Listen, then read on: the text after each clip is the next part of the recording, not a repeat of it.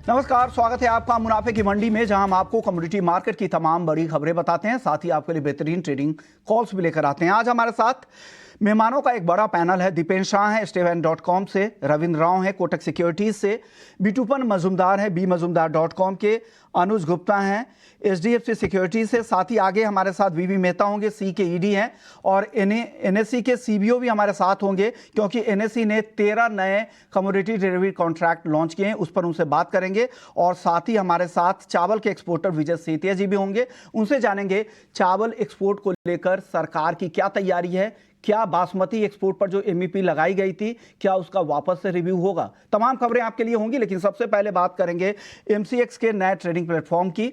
रविंद्र जी, 2 साल का इंतजार, TCS को 2021 में चुना गया था, उसके बाद लंबे समय के बाद काफ़ी टेस्टिंग, काफ़ी मॉक सेशन आप लोगों ने देखा, उसके बाद आज से इसकी शुरुआत हो गई।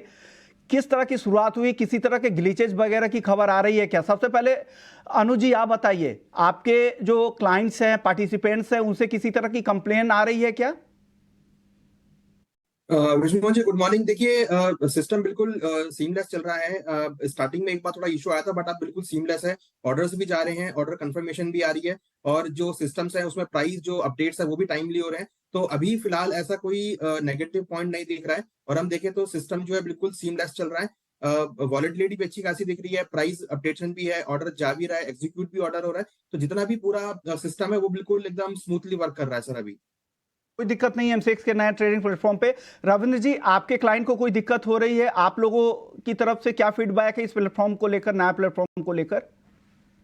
जी नहीं, मेरे हिसाब से अभी तक तो कोई दिक्कत आ नहीं रही है। I think it is working seamlessly, और आई थिंक आज का पूरा दिन देखना पड़ेगा कि कैसे how how how it is working. Even evening session में will have to see, but as of now तो मेरे हिसाब से it's going fine. Okay, Dipen ji, आपने मैसेज किया था कि आप इस पर कुछ कहना चाह रहे हैं, लेकिन जिस तरह से आज का दिन काफी वॉलेटाइल रहने वाला था, शुक्रवार को भी हमने देखा था जबरदस्त वॉल्यूम भी दिखा, और जिस तरह के एक्शन दिखे गोल्ड, सिल्वर और क्रूड में, उस हिसाब से आप क्या सलाह देंगे? जो पार्टिसिपेंट्स है, क्लाइंट्स हैं, उनके लिए क्या सलाह है? नए ट्रेडिंग प्लेटफॉर्म पे क्या सतर्क रहे, क्योंकि अभी प्लेटफॉर्म नया है, हो सकता है अगर कुछ ग्लिचेज हो तो उनके लिए दिक्कत हो सकती है।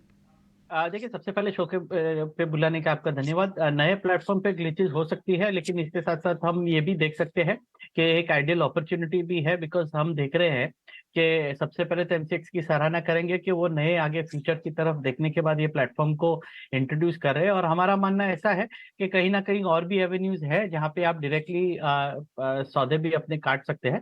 तो थोड़ा आप वेट एंड वॉच आज के दिन के लिए करें, लेकिन हमारा मानना ऐसा है कि एक सॉफ्टवेयर बनाने एक इवॉल्विंग प्रोसेस होता है, तो छोटे छोटे बग्स आते हैं, वो डेफिनेटली आयन आउट होते रहेंगे इन द ड्यू कोर्स, जैसे जैसे नई सिनेरियोज डेवलप होती जाएगी। ओके, तो ये है प्लेटफॉर्म को लेकर अब तक के अपडेट, फीडबैक जो मार्केट के सब बड़े पार्टिसिपेंट्स हैं उनकी तरफ से। चलिए अब आगे बढ़ते हैं, अब खबरों के हिसाब से बात कर लेते हैं।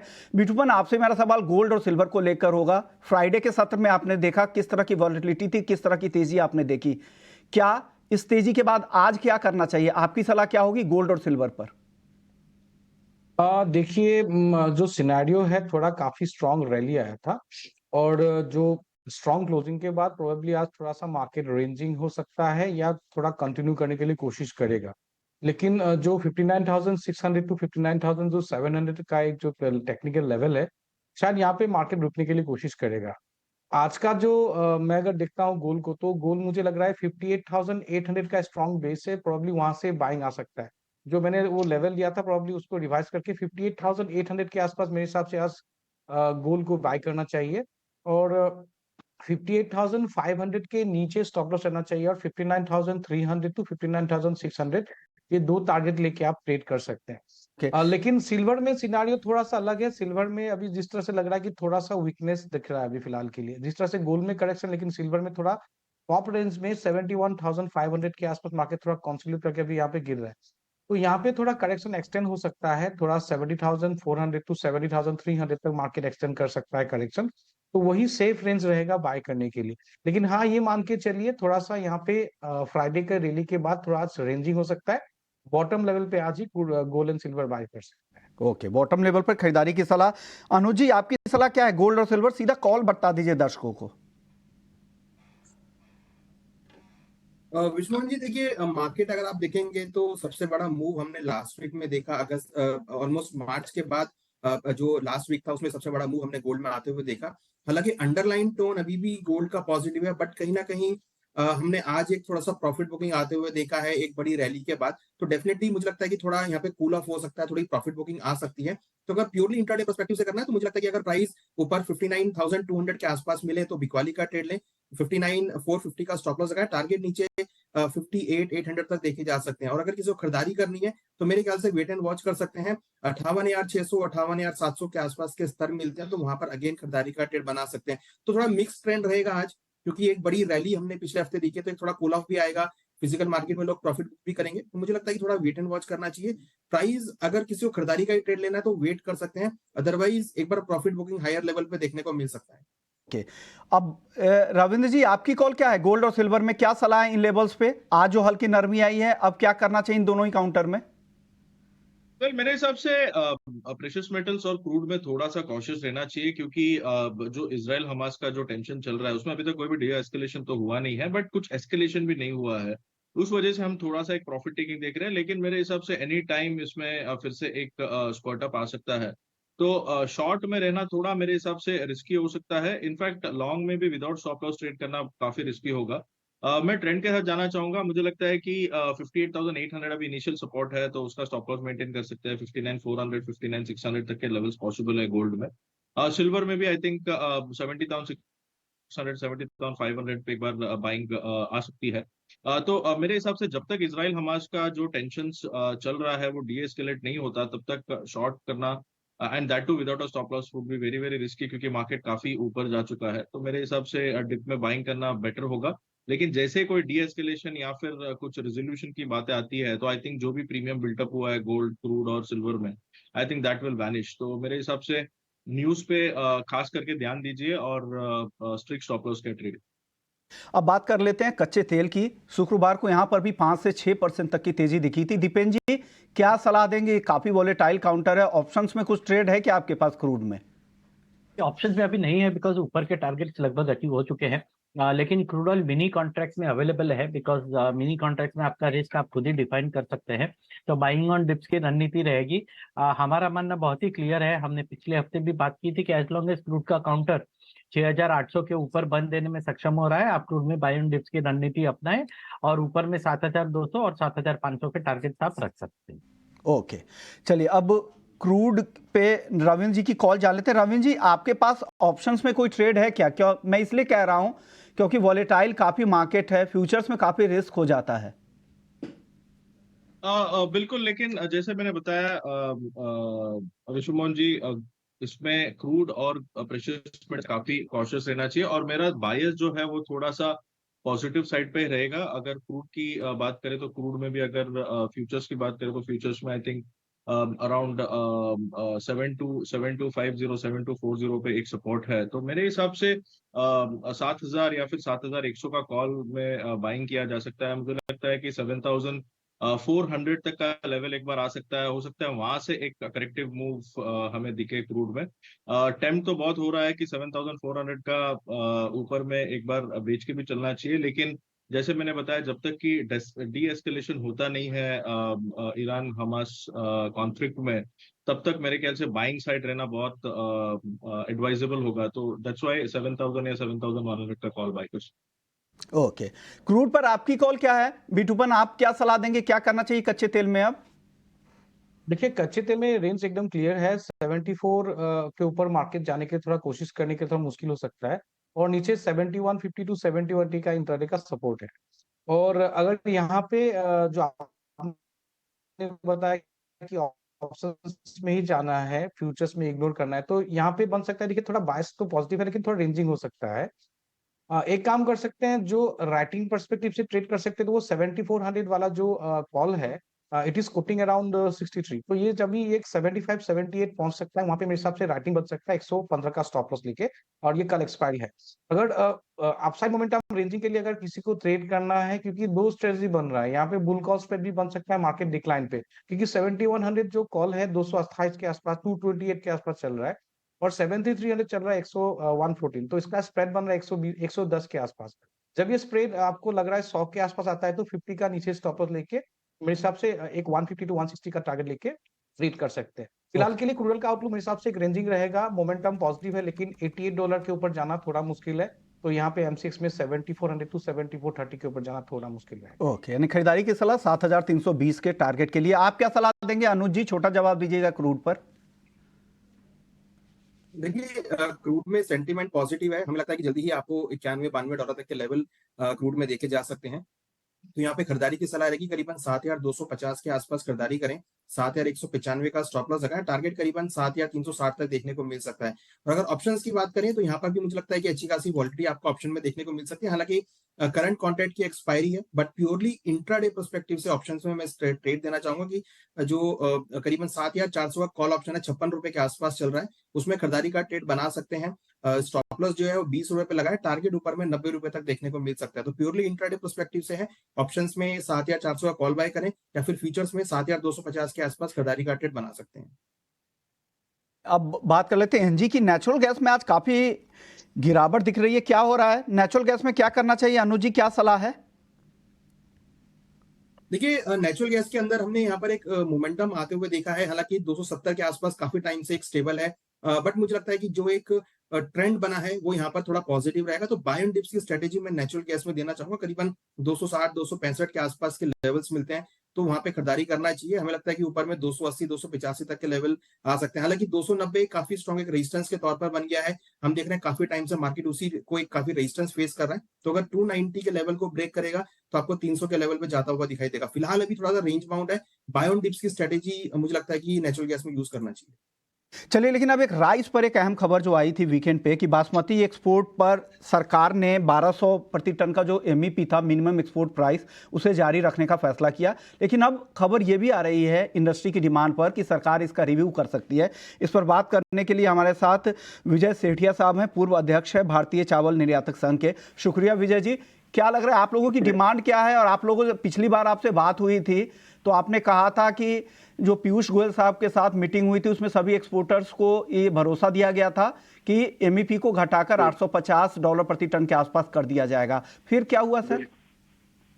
ऐसा है कि ये हमारे को समझ नहीं आया, क्योंकि गवर्नमेंट का सिर्फ यही कहना है कि वो अभी इस पे विचार कर रहे हैं, तो ये तो उनका पक्ष है। लेकिन हमने अपना पक्ष उनके सामने रखा था कि जो चावल 1509 वैरायटी है, 1509 बासमती की एक वैरायटी है जो 50% करीब हमारी टोटल क्रॉप का हिस्सा बनती है, उस चावल का इंडियन मार्केट में होलसेल प्राइस ₹65 है और यहाँ पे उसकी लागत बहुत कम है। ये सारा एक्सपोर्ट में जाता है जी। और $1200 का मतलब है ₹100 किलो जी। ₹65 वाली चीज ₹100 में दुनिया में कोई नहीं लेगा। हमारा कंपटीटर पाकिस्तान हमारी एडवांटेज ले रहा है, उनके यहाँ जो 1509 वैरायटी है वो बड़े आराम से ₹80 में बेच रहे हैं, क्योंकि इंडिया मार्केट में ही नहीं है। ओके, तो बिल्कुल सर 1250 एमईपी होने के बाद से बिल्कुल पूरी तरह से एक्सपोर्ट बंद है बासमती का? ऐसा है कि 1200 होने के बाद जो भी हमारे पास गवर्नमेंट की परमिशन थी जो पहले ले रखी थी, या जो चावल पुराना चावल जो 1200 से महंगा बिकता है, 2 साल पुराना चावल किसी ने रखा है, या किसी की एक्सपोर्ट पैकिंग है, ब्रांड में है, 1 kg पैकिंग है जिसमें पैकिंग कॉस्ट ही $200 है, तो ऐसा चावल कोई 1300-1400 है। लेकिन वो क्वांटिटी इंडिया की 15 से 20% है जो चावल हमारा $1200 पर बिकता है। अब जो नया धान आता है, नया चावल हमेशा सस्ता बिकता है, ये सरकार के भी संज्ञान में है। तो कल सरकार की तरफ से ये एक संदेशा हमें फिर मिला है कि नए धान की कीमतें कम होने का हमें अंदाजा है और हम इस पे विचार कर रहे हैं। लेकिन बिजनेस के अंदर फैसले यस नो से होते हैं, उसको लंबा नहीं किया जा सकता। अगर सरकार सुन रही है तो तुरंत फैसला लेना चाहिए, क्योंकि जो बासमती 1509 का धान आज से 7 दिन पहले 3 3,800 रुपए क्विंटल बिक रहा था, आज जी। वो 3,000 में भी लेने वाला कोई नहीं रहा। ओके तो ये बात है। ओके जी। बिल्कुल, लेकिन वापस से समीक्षा की खबर आ रही है, सोर्सेस से ही बता रहे हैं। देखते हैं आगे क्या होता है कि जरूर इंडस्ट्री की और किसानों की भी सरकार सुनेगी, क्योंकि एक्सपोर्ट मार्केट खुलेगा तभी किसानों को भी फायदा होगा और आप लोगों के लिए भी फायदा होगा। शुक्रिया विजय जी, आपने वक्त निकाला, फिर आगे आपसे बात होगी। चलिए एक और अहम खबर का रुख कर लेते हैं, वो है एनएससी की तरफ से आ रही कि एनएससी ने आज 13 नए कमोडिटी डेरिवेटिव कॉन्ट्रैक्ट लॉन्च कर दिए हैं। कौन कौन से वो कॉन्ट्रैक्ट है बताने के लिए खुद हमारे साथ श्री राम कृष्णन जी हैं, सीबीओ हैं एनएससी के। शुक्रिया सर, आपने वक्त निकाला ईटी नाउ स्वदेश के लिए। सर कौन कौन से नए कॉन्ट्रैक्ट आपने आज शुरू किए हैं? लॉन्च किए हैं ऑप्शंस ऑन फ्यूचर्स। अगर आप देखेंगे तो gold 1 kg, gold mini, silver mini, copper और जिंक में। ओके। और फ्यूचर्स कॉन्ट्रैक्ट्स में देखेंगे तो gold guinea, aluminium futures, aluminium mini, lead mini, nickel, zinc और जिंक मिनी में। तो कुल मिला के 13 कॉन्ट्रैक्ट आज हमने लॉन्च किए हैं। पूरा बुके तैयार कर लिया एमसीएक्स पे, जितने सारे कॉन्ट्रैक्ट थे सारे कॉन्ट्रैक्ट अब आपके पास आ गए हैं। सर अब मेरा अगला सवाल होगा, आपने हाल में ये भी लॉन्च किया है, ऑप्शंस भी लॉन्च किए हैं क्रूड और एनजी का, उसका ट्रैक्शन किस तरह का मिल रहा है? क्या एफपीआईज की भागीदारी बढ़ रही है क्या? क्योंकि आपने पिछली बार आपसे बात हुई थी तो आपने कहा था कि हेजिंग के लिए लोग यहाँ पे आएंगे, दोनों अगर फ्यूचर और ऑप्शंस का कॉम्बिनेशन रहेगा तो एक बढ़िया ट्रैक्शन देखने को मिलेगा। तो किस तरह का रिस्पॉन्स मिल रहा है? अभी लास्ट सोमवार को ही हमने लॉन्च किया है, पिछले सोमवार को। तो 4-5 दिन हुए हैं लॉन्च किए हुए। धीरे धीरे एक्टिविटी बढ़ रहा है और हमको पूरी उम्मीद है कि इस बार हमारा प्रोडक्ट अच्छे से चलेगा।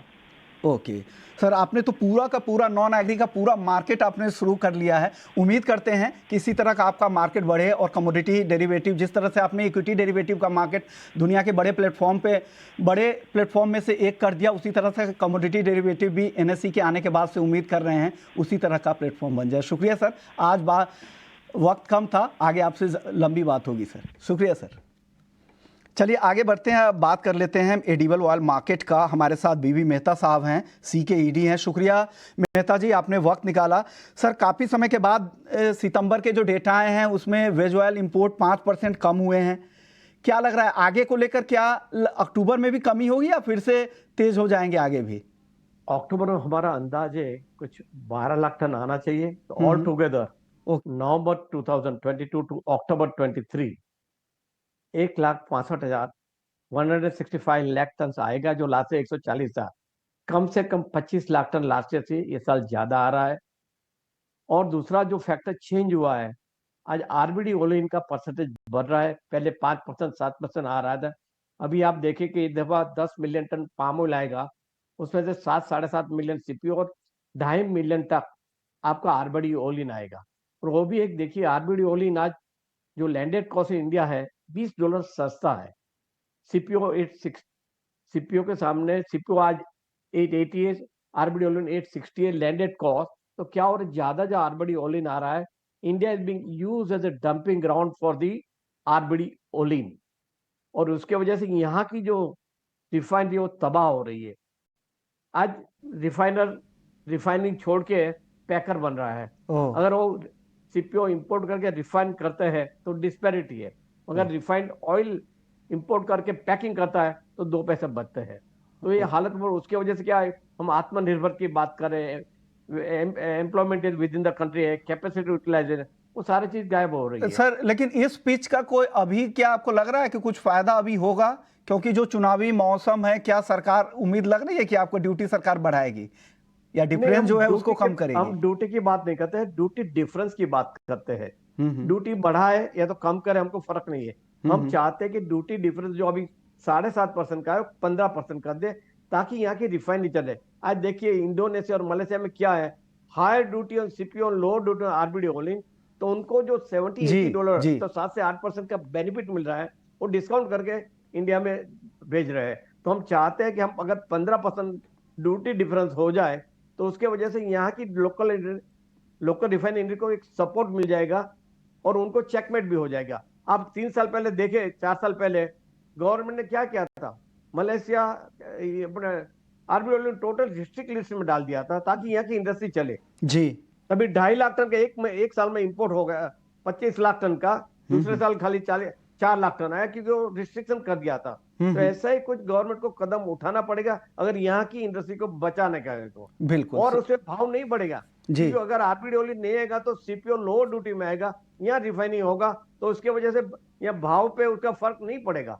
जो फर्क पड़ेगा डोमेस्टिक इंडस्ट्री को फर्क पड़ेगा कि उनकी रॉ मटेरियल लाके यहाँ प्रोसेस कर पाएगी। बिल्कुल सही बात है। ड्यूटी डिफरेंस को अब जब तक आप बड़ा नहीं करेंगे तब तक तो दिक्कतें रहेंगी। शुक्रिया सर, आपने वक्त निकाला हमारे लिए ET Now स्वदेश के लिए। चलिए वापस लौटते हैं। बेस मेटल्स पे चर्चा नहीं हुई थी। रविंद्र जी फटाफट से, वक्त कम है, आपकी टॉपिक आज जानना चाह रहे हैं कि कहाँ पे ट्रेड करना चाहिए जहां पे बढ़िया मुनाफा मिले। मेटल्स में कोई एक अच्छा काउंटर बता दीजिए। होल्ड है, आई थिंक जो भी डिप आता है toward 697 698, I think it's a good buying opportunity. तो मेरे हिसाब से कॉपर में एक बार लोअर लेवल पे बाइंग कर सकते हैं। अपसाइड टारगेट जो है वो अराउंड 705 708 का खरीदने की सलाह कॉपर, आप कहां खरीदारी की सलाह देंगे अनुज जी? देखिए विश्वनाथ जी, कॉपर ही रहेगा, करीबन 697 के आसपास खरीदारी करें। स्टॉप लॉस 694.80 का लगाएं। टारगेट 703 तक हो सकता है क्योंकि हमने लास्ट टाइम भी डिस्कस किया था कि जब भी प्राइस 700 के नीचे आएंगे तो एक अच्छी खरीदारी देखने को मिलती है। तो वही ट्रेंड हमने आज भी आते हुए देखा। हालांकि अगर आप जिंक और एल्यूमिनियम की तरफ देखेंगे तो ये भी काफी अच्छे काउंटर लग रहे हैं। हमें लगता है कि यहाँ पर भी खरीदारी का ट्रेड जिंक और एल्यूमिनियम में बनाया जा सकता है इंट्राडे के लिए। ये छोटा छोटा जवाब दीजिएगा। आप भी, कॉपर की 2 पिक तो आ ही रही है, आप कहां पे सलाह देंगे? आपको क्या लग रहा है कहां बेहतर मौका है? मेरे लिए है सवाल ये। हाँ हाँ बिल्कुल जी, तो एल्यूमिनियम पे हम ध्यान दे रहे हैं। 200 रुपए का साइकोलॉजिकल सपोर्ट है। एल्यूमिनियम अगर 200 रुपए के आसपास मिलता है तो वहां पे आप बाई करके चल सकते हैं। कि बिटूपन जी आप बता दीजिए, छोटा जवाब दीजिएगा, कहां लगा है बेस मेटल्स में, कहां मौके दिख रहे हैं आपको? देखिए अगर बाय साइड में करना है तो मुझे लग रहा है जिंक में थोड़ा सा रिकवरी ज्यादा है, लेकिन कॉपर में मुझे लग रहा है कि 704 का रेसिस्टेंस जब तक नहीं तोड़ता है तो मुझे नहीं लग रहा है कि बहुत ज्यादा तेजी होगा। मार्केट में सेलिंग हो सकता है, मार्केट 697 टू 694 ट्रेवल कर सकता है, तो मेरे हिसाब से यहाँ पे सेल बन सकता है with stop loss above 704। 10 second में अनुज जी बताइएगा, जीरे में क्या करें? जबरदस्त तेजी दिख रही है अभी। देखिए जीरा में एक शॉर्ट टर्म से रिकवरी होती हुई दिखाई दी है। कहीं ना कहीं एक शॉर्ट कवरिंग है। मुझे लगता है कि जीरा में इंट्राडे में खरीदारी का ट्रेड बनाया जा सकता है। हमें लगता है कि यहाँ से 1 से 1.5% की तेजी और जीरा में देखने को मिल सकती है। तो बाय ऑन डिप्स की स्ट्रेटेजी जीरा में यूज कर सकते हैं। ओके, शुक्रिया आप सभी मेहमानों का। आप लोग यहाँ पे आए और हमारे दर्शकों को बेहतरीन पूरा आउटलुक भी समझाया और बेहतरीन ट्रेडिंग कॉल्स भी दिए।